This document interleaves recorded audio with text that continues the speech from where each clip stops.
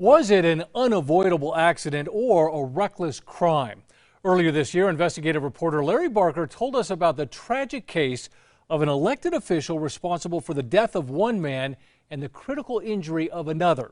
So what really happened? No charges were filed that day, but now, 1 year later, there are new developments in this case. Tonight, Larry returns with a follow-up investigation of the last ride.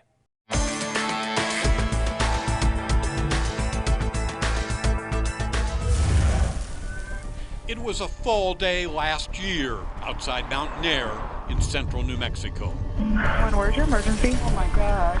Is he okay? Yeah, they're working on him. What happened that day was horrific.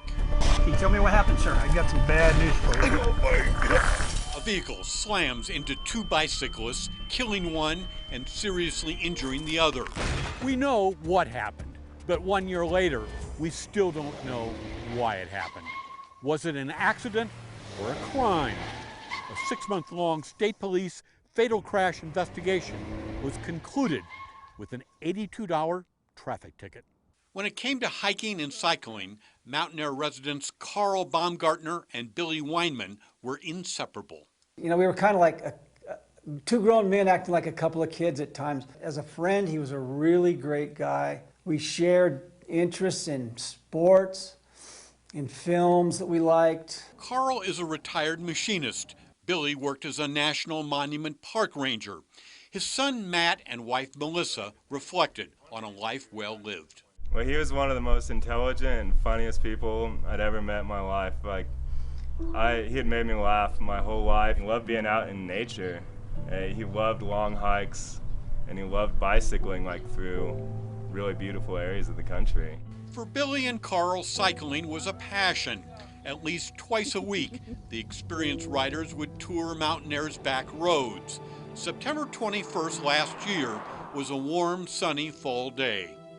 He called me Saturday morning and he said, I feel like I need to get a little workout in. And I said, well, do you want to go for a hike? And he said, no, let's just go on a little bike ride.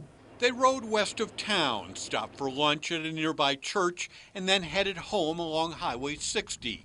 Billy was in front, Carl behind. 12:45 in the afternoon. Where's your emergency?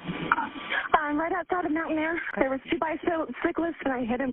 I clipped them with my car. A black SUV traveling about 45 miles an hour strikes both cyclists. The impact launched Carl into the brush. Billy was flung 60 feet. They're both laying on the ground. I see one of them laying on the ground.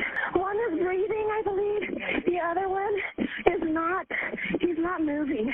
Paramedics and sheriff's deputies rushed to the scene. All right, basically what we got, bicyclists on close to the white line. Lady started veering to the right, never veered back. Sir, you're going to be landing on Highway 60. Prepare to copy coordinates. That car needs to be pulled back unless there are witnesses. We're going to be here a while. We will be here a while. So, landing the bird here. We're landing on 60. Can you tell me what happened, sir? We were riding up, and suddenly, boom. Where are you, on the side of the road, middle of the road? Side of the road. Okay. Someone didn't see us, I guess, and pulled over. And how's Billy, my friend? Not too sure yet. Is he okay? Yeah, they're working on him. In fact, Billy Weinman was dead. Carl Baumgartner was airlifted to Albuquerque with multiple injuries. The driver of the SUV was 43-year-old Shannon Murdoch. There was two bicyclists and I hit him. I clipped them with my car. They were on the side and I couldn't get over and I clipped them. Murdoch was ordered to perform a field sobriety test. Deputies say she did not appear to be driving under the influence of alcohol. I just wanted to notify you that you are not under arrest and you're not being detained. You're just being part of the crash investigation. After being read a Miranda warning, Murdoch invoked her right not to speak with deputies about the crash. Now, Shannon Murdoch is an expert on legal rights. In Torrance County, they don't call her Ms. Murdoch. Are the parties ready to proceed? They call her Your Honor. You see, Shannon Murdoch is a district court judge. Last fall, she was on her way home when she struck Billy and Carl. So what happened that day? Well, we know weather was not a factor. The pavement was dry and the sun was overhead. The cyclists were wearing bright clothing, and because there is no shoulder, they were legally riding along the right margin of the roadway. And there's no evidence to show Judge Murdoch tried to swerve to avoid the riders. Front-end damage to the SUV indicates it plowed into the bicyclists at full speed. Christy Chavez is an eyewitness. In a statement to police, Chavez says prior to the crash, she saw the SUV weaving in and out of traffic. There's a couple of bicyclists over on the right-hand side, right there on the white line. I was able to go around them because I had the passing lane, so I was able to go around them. And I looked in my rearview mirror, and I seen this black SUV, and it was right in the white line. I just told myself, please let that car move over. Please let it move over. And about that time, it hit the two bicyclists. And then I said, oh my God.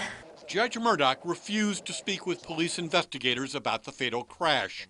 Her only explanation came during the 911 call. And did you not see them when you were driving, or? Yeah, no, I didn't see them. And then when I did see them, I couldn't get over. State police launched an investigation that included an FBI analysis of the judge's cell phone. That probe found no evidence the device was in use at the time of the crash.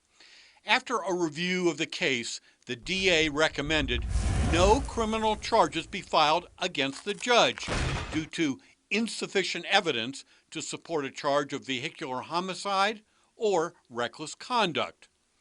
Instead of criminal charges, Judge Murdoch was slapped with a traffic ticket. She pleaded no contest and had to pay $82 in court costs. Case closed. Was Judge Murdoch somehow distracted? Did she fall asleep at the wheel?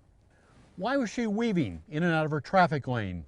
And why didn't the judge swerve to avoid hitting the riders? We will never know, and she's not talking. Billy Weinman died in September 2019. 1 year later, Billy's death still haunts his family. The world seemed like it turned upside down when Billy died. It's been so difficult explaining what happened to our daughter. It's been one of the most sad and brutal parts of this, has been Rosie asking questions about Grandpa Billy and telling us that she misses him. Perhaps the most difficult part has been no explanations and no apologies. It's been a year. Have you ever heard from Judge Murdoch? No, not whatsoever. So that's one of the hardest parts is the silence. Somebody has to take responsibility for what happened, and even people in positions of power should be held accountable for their actions. Carl and Samantha Baumgartner have now filed a civil complaint for damages against Shannon Murdoch. Matt and Melissa Weinman also filed a wrongful death complaint against Her Honor. What do you want Judge Murdoch to know? She has caused our family a tremendous amount of pain, and her